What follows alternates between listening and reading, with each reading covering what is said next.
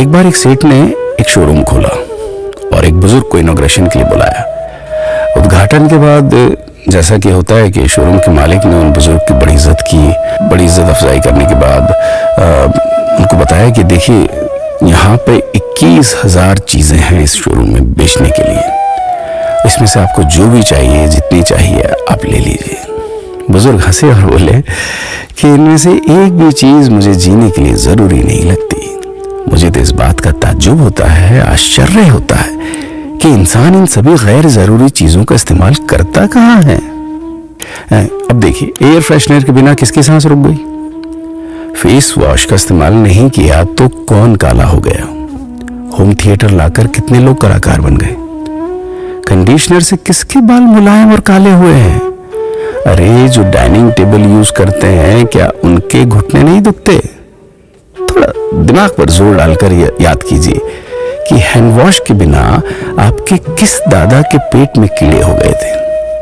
अगर हम डीओ मारकर निकलते हैं तो क्या लोग हमें सूंघने आते हैं?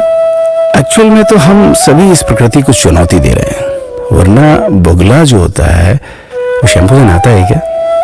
मोर अपने रंगों को संवारने या बचाने के लिए कौन सा कंडीशनर या फेस वॉश इस्तेमाल करता है? कभी किसी बिल्ली को मोतियाबिंद होता देखा है?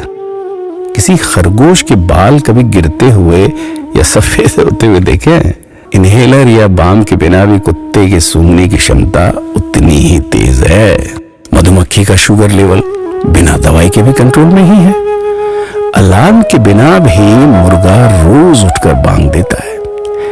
दरअसल इंसान पैसा खर्च करके दुखी होने की चीजें खुद ही खरीदता रहता है। नेट बंद तो दुखी, लाइट जाए तो दुखी, मोबाइल का चार्जर खराब तो दुखी, केबल टीवी कट जाए तो दुखी, मच्छर मारने की दवाई ना मिले तो दुखी, महिलाओं को मेकअप ना मिले तो दुखी, मैचिंग कपड़े नहीं मिले तो दुखी। आजकल इंसान 10 मिनट में 20 तरह से दुखी और परेशान रहता है। बाकी तो गुड़ की रोटी या प्याज रोटी खाकर, हाथों का तकिया बनाकर पीपल के नीचे जो आराम से सो जाता है, उसे दुखी करने के लिए तो फरिश्तों को नीचे आना पड़ता है।